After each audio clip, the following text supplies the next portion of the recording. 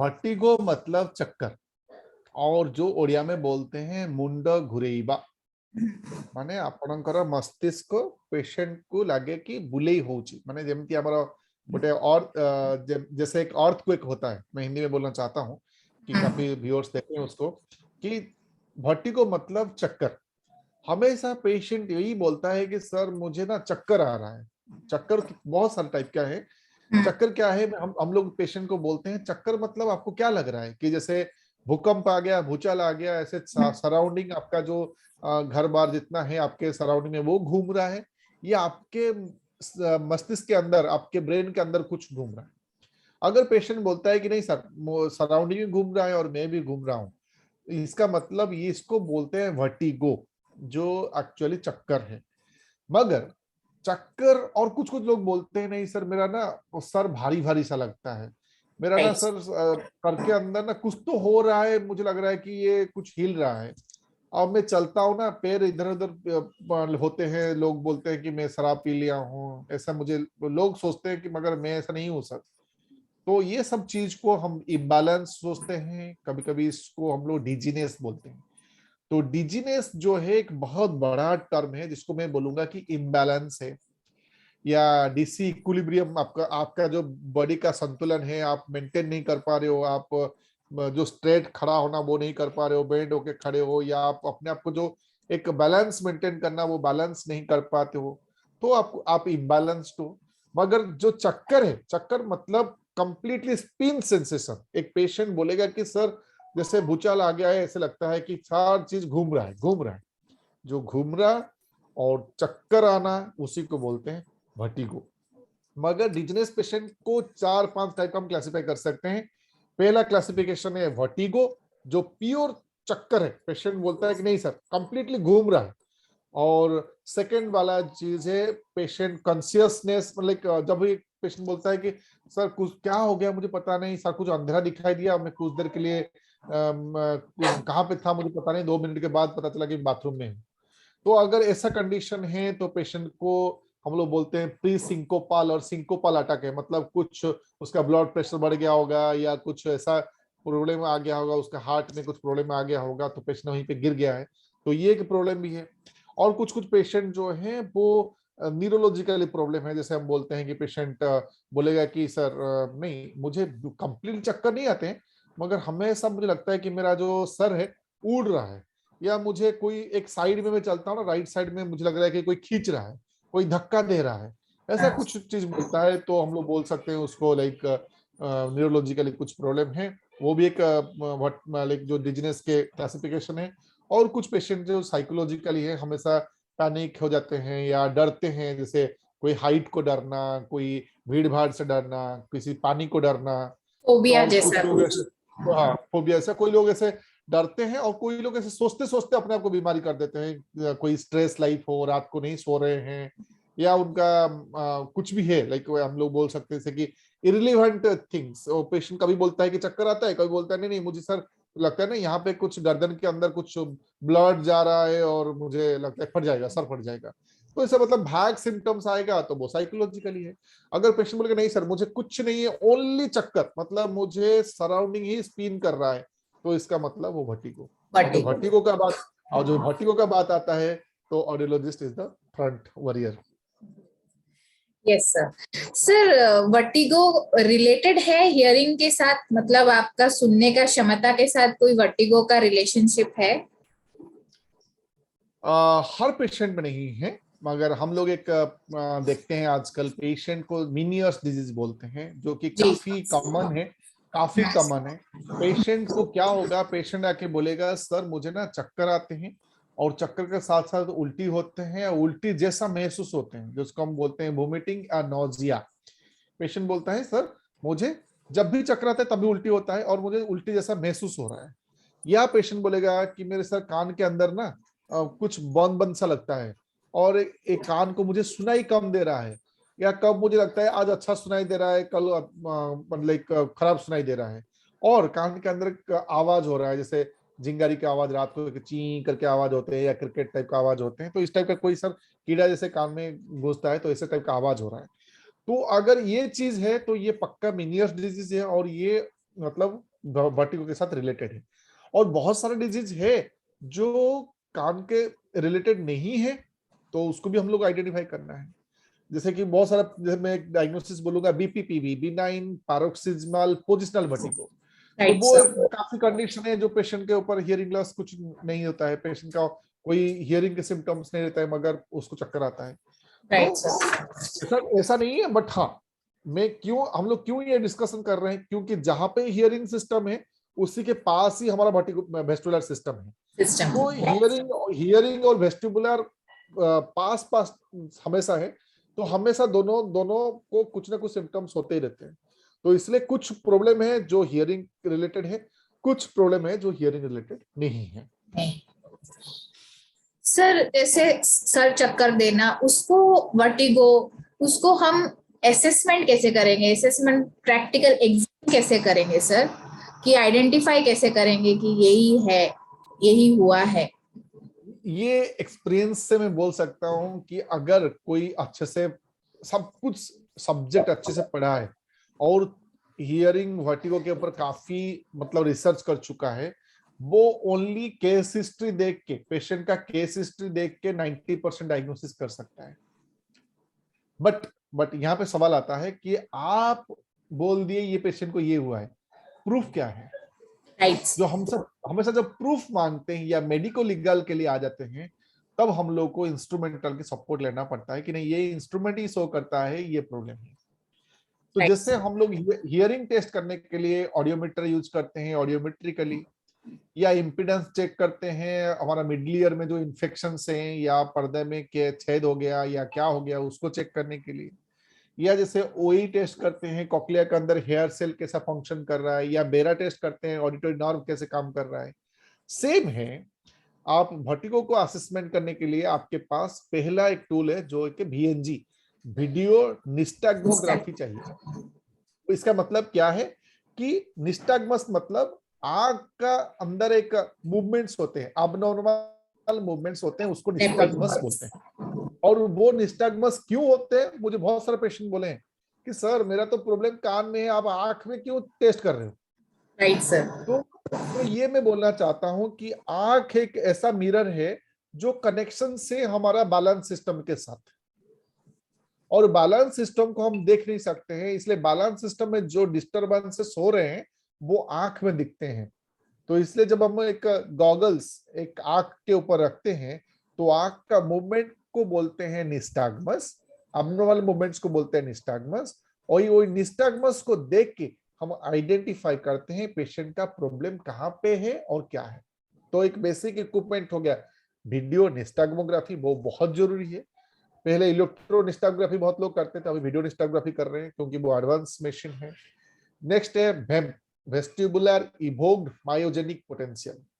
वो एक ऐसा टेस्ट है जिसमें हम लोग क्या कर सकते हैं कि वेस्टिबुलर सिस्टम के अंदर दो यूट्रिकल और सैक्यूल बोल के दो मतलब प्लेस है जहां यस, पे भी काफी बैलेंस का इश्यू होता है।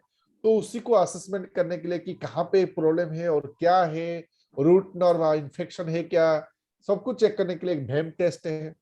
अभी एक टेस्ट आ गया है कि भी hit, visual head impulse test, वो टेस्ट भी जरूरी है। तो इसके अलावा भी करोड़ करोड़ रुपए का मशीन, जैसे रोटेशनल चेयर हो गया, पोस्चरोग्राफी हो गया, तो यस ऐसे बहुत सारे इक्विपमेंट्स है, वो जरूरी है।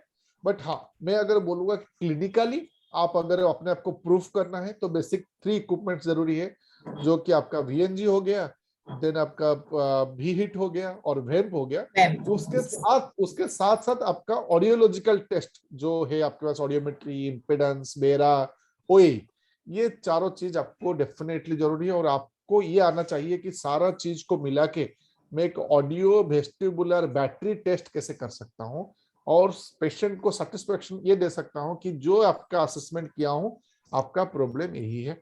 मगर अगर अच्छे से केस हिस्ट्री लेना जानते हैं, अगर एक पेशेंट का अच्छे से केस हिस्ट्री लेंगे तो ओनली केस हिस्ट्री से ही 90% डायग्नोसिस कर सकते हैं ये पेशेंट का प्रॉब्लम क्या है और कहाँ पे है। और कुछ कुछ क्लिनिकल इवैल्यूएशंस भी है, जैसे हम लोग सिंपली हियरिंग में कुछ कुछ चीज पूछ के हो या ऐसे कुछ देख के उनका सिम्टम से महसूस करते हैं कि प्रॉब्लम यहीं पे है।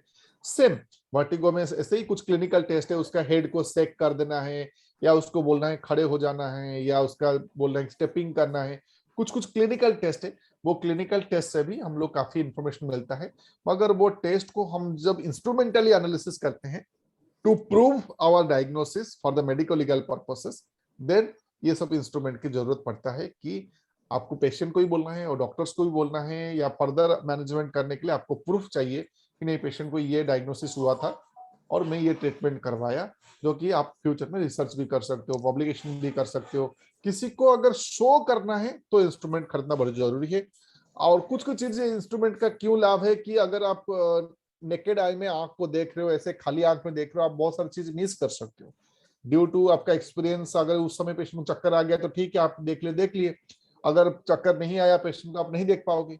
मगर जो रिकॉर्डिंग है वो, अगर रिकॉर्डिंग आप बाद में भी कभी भी चाहेंगे आप देख सकते हैं कि नहीं पेशेंट को एक्चुअली क्या हुआ था, उस समय आंख में क्या प्रॉब्लम हुआ, किस टाइप का मूवमेंट्स हुआ। तो technology always helps us a lot to understand the patients physiology, pathophysiology, क्या प्रॉब्लम है।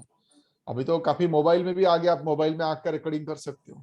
ओनली डिपेंड्स कि आप कितना कॉन्फिडेंस हो और क्या करना चाहते हो, वही है ओनली। पैसा इन्वेस्ट करना और रिकॉर्डिंग करके रिपोर्ट देना बड़ी बात नहीं है। आप ये अगर ये नहीं जानते हो कि रिपोर्ट जो निकल रहा है वो सही है कि रॉन्ग है, तो क्या फायदा। तो अल्टीमेटली पहले सीखना है, फिर इस्तेमाल करना है। तो इसलिए मैं जो बोल रहा हूँ कि अगर असेसमेंट करने के लिए, एक पेशेंट का डिजीज को निर्णय करने के लिए आपको काफी टेस्ट की जरूरत है। तो टेस्ट का अगर नाम बोलूंगा तो बहुत सारा लंबा लिस्ट होगा, कभी नेक्स्ट सेशन में हम लोग डिस्कस करेंगे। मगर आपको एक केस हिस्ट्री चाहिए, कुछ क्लिनिकल एग्जामिनेशन चाहिए, और जैसे मैं बोला आपको video nystagmography, VEMP, HIT, SVV test, objective visual vertical test, computerised dynamic visual acuity test, then आपको craniocorpography, then posturography, computer dynamic posturography, rotational chair test. इस टाइप का बहुत सारा इक्विपमेंट जरूरत पड़ता है आपको बैलेंस टेस्ट करने के लिए या वेस्टिबुलर टेस्ट करने के लिए, to find out the exact cause, exact root cause of the pathology. Okay sir, ज्यादातर क्वेश्चंस ये आते हैं पेशेंट के कि क्या कारण है मुझे ये प्रॉब्लम हो रहा है। तो सर आप कैसे डील करते हैं? आपको अगर पता है कौन कौन से कारण है, उनमें से आप कैसे बताते हैं पेशेंट को कि ये कारण है नॉर्मल? अगर अगर ये हम सिंपली एक सोसाइटी को मैसेज देना चाहते हैं, तो मैं पहला बताऊंगा कि कान के अंदर बहुत सारे स्ट्रक्चर्स हैं। वो स्ट्रक्चर्स जैसे कि मैं उसको बोलूंगा वेस्टिबुलर सिस्टम, जो कि हम बोलेंगे हिंदी में हम बोल सकते हैं हमारे जो बॉडी में जो बैलेंस क्रिएट करता है एक सिस्टम है। वो सिस्टम को मैं सोचता हूँ वो हमारा सिक्स्थ सेंस है। हम लोग हमेशा डिस्कस करते हैं 5 सेंस है, मगर सिक्स्थ सेंस है। क्यों क्यों मैं बताऊंगा कि अगर सोचिए आप फ्लाइट में जा रहे हैं और फ्लाइट अचानक नीचे आ गया, और आपको क्या होता है, अंदर से पेट के अंदर गुदगुदी होने लगता है, अचानक उल्टी आ जाता है। तो वो कौन सा सिस्टम काम करता है? तो ये कान के ऊपर एक बैलेंस सिस्टम, वेस्टिबुलर सिस्टम है, जो कनेक्शन सभी जगह पे है। वो कनेक्शन आंख पे है, वो कनेक्शन ब्रेन में है, वो कनेक्शन मसल्स में है, वो कनेक्शन हमारे जो पैर तक नीचे तक जहां सेंसरी ऑर्गन है वहां तक गए हैं, वहां से हार्ट को है, वहां पे लंग्स को है, सारे जगह कनेक्शन है। अगर बॉडी में कहीं पे कुछ भी अबनॉर्मलिटी होता है तो वेस्टिबुलर सिस्टम इम्बैलेंस हो जाता है, रिएक्ट करने लगता है। मगर ये भी देखना है कि ओनली वेस्टिबुलर सिस्टम के अंदर प्रॉब्लम है कि नहीं बाहर में भी प्रॉब्लम है। जैसे कि एग्जांपल में बोल रहा हूँ, ब्रेन में ट्यूमर हो सकता है तो जी। रिएक्शन वेस्टिबुलर सिस्टम कर सकता है। कभी कभी आंख में प्रॉब्लम आ सकता है, आपको चक्कर भी आ सकता है। कभी कभी मसल्स में, लिगामेंट्स में, आपका जॉइंट्स में कहीं पे प्रॉब्लम हुआ तो आप इम्बैलेंस हो जाओगे। इसका मतलब वो चक्कर नहीं है, मगर इम्बैलेंस की कैटेगरी में आता है। तो हाँ। इसलिए क्या होता है, अगर पेशेंट को समझना है तो ये सारा टेस्ट करना बहुत जरूरी है कि आपका आंख से जो कनेक्शन बैलेंस सिस्टम में गया है वहां पे प्रॉब्लम है, या बैलेंस सिस्टम से जो नीचे आया है कान में या स्पाइनल कॉर्ड में या आपके नीचे पैर तक जब आया है वहां पे कुछ प्रॉब्लम है, या नहीं मेरा ब्रेन में जो कनेक्शन से गया है वहां पे प्रॉब्लम है। तो अगर पहले आप अगर सारा चीज को आइडेंटिफाई करोगे तब पता चलेगा कि एग्जैक्टली कहाँ पे कॉज है। तो अभी अगर सारा क्लासिफिकेशन हम लेंगे तो मेनली हम 3 क्लासिफाइड करेंगे। पहला है कि पेरिफेरल मतलब लैब्रिंथाइन, मतलब आपके कान के अंदर जो स्ट्रक्चर है उसके अंदर कुछ प्रॉब्लम है। तो नाम लेंगे तो डिफिकल्ट है आप लोग को एक्सप्लेन करना, मगर मैं सिंपली दो हाँ चीजें सिम एक्सप्लेन कर सकता हूँ। एक जैसे कि मिनियर्स डिजीज बोला, वो हाँ मिनियर्स डिजीज का मतलब क्या है कि कान के अंदर कुछ आवाज होना, सुनाई कम देना, जैसे भी बोला उस टाइप का क्या है, कान के अंदर का जो नर्व है वो इन्फेक्टेड हो जाता है, उसको बोलते हैं वेस्टिबुलर न्यूराइटिस। या न्यूराइटिस। किस किस कंडीशन में कान के अंदर ट्यूमर हो जाते हैं तो उसके वजह से चक्कर आते हैं या कम सुनाई देता है। जैसे और एक एग्जांपल दिया बीपीपीवी, benign PPP. Paroxysmal positional vertigo. उसमें क्या होता है, आप जब सोएंगे या उठेंगे या आप कहीं पे करवट लेंगे तब चक्कर आता है। चक्कर आता है। तो वो एक ऐसा कंडीशन है, तो वो भी आपको देखना है कि बैलेंस सिस्टम में प्रॉब्लम है। तो ये जो चीज है हम उसको बोलते हैं पेरिफेरल सिस्टम है। कुछ कुछ पेशेंट का अगर पहले से ऑपरेशन हुए हैं और ऑपरेशन सक्सेसफुल, कान का ऑपरेशन सक्सेसफुल नहीं हुआ है, अगर कुछ प्रॉब्लम हो गया है तो भी उनको चक्कर आ सकता है। कुछ कुछ ऐसा कंडीशन है, अगर पेशेंट का जोर से कोई बाइक एक्सीडेंट हो गया, रोड ट्रैफिक एक्सीडेंट हो गया, उसका कान के पास जो बोन है उसमें फ्रैक्चर आ गया है, तभी चक्कर आ सकते हैं।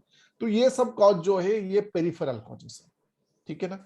सेंट्रल कॉजेस आ गया क्या है, जैसे कि पेशेंट को अभी हम लोग ये सोचेंगे कि नया नया कॉज बहुत सारा आ रहा है, वेस्टिबुलर माइग्रेन बोल के एक कॉज आते हैं कि पेशेंट को माइग्रेन है, हेडेक है, तभी होता है।